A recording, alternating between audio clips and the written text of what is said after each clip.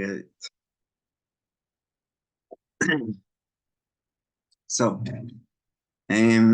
generally speaking, when we say that we have to bless Hashem, it is rabbinical. It's one of the 7 rabbinical commandments.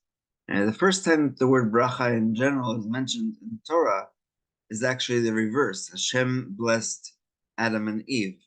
And so we understand if we want to imitate Hashem, what's called in Latin, imitatio Dei, to do what Hashem does, then it's appropriate for us also to bless Hashem and thank Hashem for all the things that we have.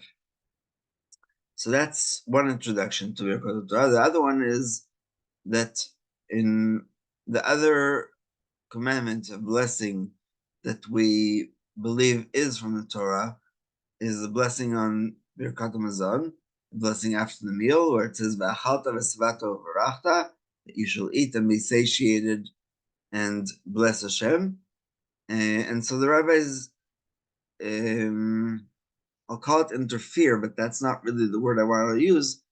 They said, what is the level of satiation that requires the blessing after the meal? But it's very obvious from the Torah that we do have to thank Hashem for our meal. And they concluded that it's either 3 or 4 eggs, which is approximately 6 or 8 ounces of dried goods. And even in Birkat Hamazon, they had a stipulation that says that if somebody did not mention Brit v'Torah, the covenant with the Jewish people, and the giving of the Torah, then they have to repeat Birkat Hamazon. So that's really the background for the question about Birkot Torah themselves, if they are, if we are obligated to do them because Torah said so or because the rabbi said so. And the most common difference for what our conclusion will be is if somebody forgot to say that, we have to repeat it. Okay, so if somebody didn't say the Shema in the morning, they have, I think, all day until the 6.5 hours to repeat the Shema because it's a biblical obligation. And the night Shema, of course, is until dawn. So that's what we do with biblical. So if somebody, if we will conclude that the Torah blessing is obligatory from the Torah, from the Bible, then that will have ramifications for somebody who forgot, or for somebody who didn't say them, or even if deliberately, etc., etc., etc. So, this is what the Talmud says in Brachot 21a. Rav Yehuda says in the name of Rav, where do we learn that the obligation to recite the blessing prior to learning the Torah is biblical? As it is written in Deuteronomy, when I proclaim Hashem's name, ascribe greatness to our God.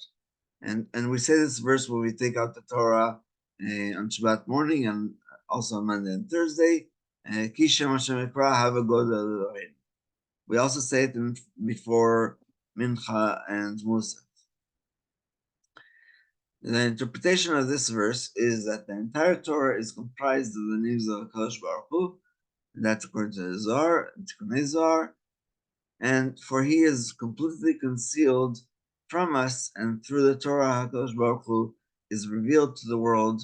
Hence, we learn that the Torah is the name of Hashem. Through it, he is manifest. That is the meaning of the verse, Kishem Hashem Ekra, when I proclaim Hashem's name before learning Torah, Havagod Eloheinu, ascribe greatness to our God, recite the blessing for the giver of the Torah.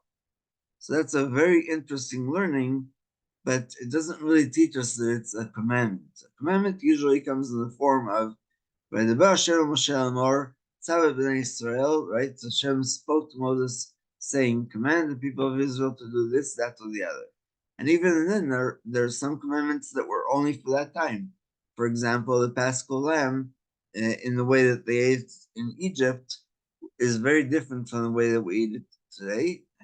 Actually, we don't eat it, but if we had a temple, it would be very different. And just one more example, um, when Moshe Rabbeinu spoke about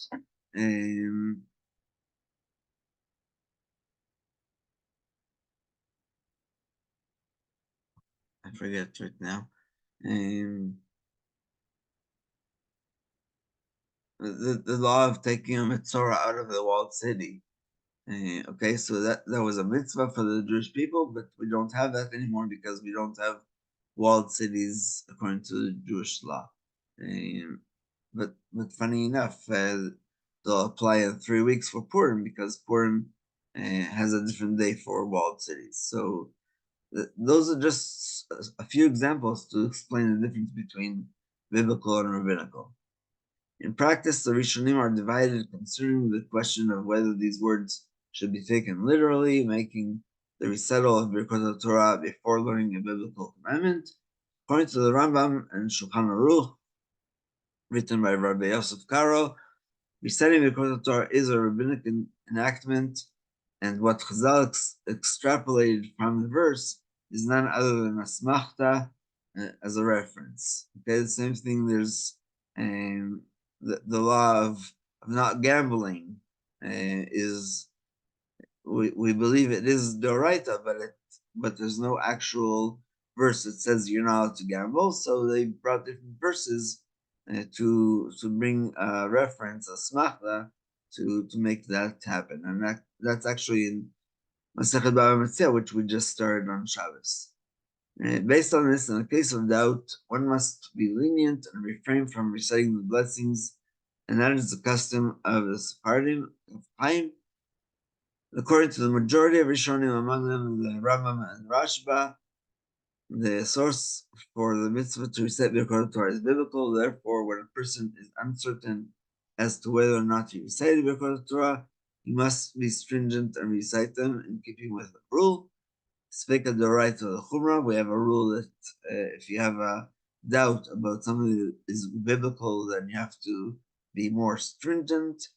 And that is the minhag of the Ashkenazim. And of course, we already mentioned earlier in this chapter that if you forgot to say Birkot Torah, or if you deliberately didn't say Birkot Torah, since you said Ahava Rabbah or Ahavat Olam, the second blessing before the Shema, then you have fulfilled your obligation. And that's how he concludes here. However, all opinions agree that if there is a person present who did not yet recite Birkot Torah, it is preferable to fulfill one's obligation by hearing him recite them, and in that way avoid uncertainty. When there is no such person, if one is about to pray and recites Ahavat Olam or Ahava Rabbah, he should have kavana, the intention to fulfill his obligation of Birkot Torah in his recital of that bracha. Nevertheless, if the time to pray has not yet arrived and there is no one whom he can hear recite the brachot, so if he's waking up very, very early in the morning to go to get a ride to work and it's before sunrise, and there's nobody else there to say the brachot for him, according to those who maintain that the obligation to recite Birkot Torah is biblical, he must be stringent and recite them out of uncertainty. It is sufficient to recite only the third bracha, Asher B'Charban Mikol Ha'amim, who chose us, for it is the most important from among the Birkot Torah. We talked about that yesterday, about the meaning of the words of Birkot Torah. So those are the conclusions and compromises. And Be'ezrat Hashem, every single one of us, before learning Torah, will say this blessing. And we don't have to repeat it during the day, even if we have dealt with other things that aren't Torah, because not everybody is a Torah scholar for the whole day. Even the people who claim they are, sometimes their breaks are lengthy. It's just once a day we say these brachos to thank Hashem for giving us a Torah, and the next day, Baruch Hashem, we can say it again. And what Ezra fixed, and I'll end with this, was that there won't be 3 days that you go without learning Torah. So that's why we also have Torah reading on Monday and Thursday. So Monday, Thursday, and Shabbos, twice on Shabbos sometimes. Basically, a person gets to learn Torah aside from the Kriyat Shema, and so it's most appropriate to have that intention and have that kavana in our minds when we hear the words of Torah.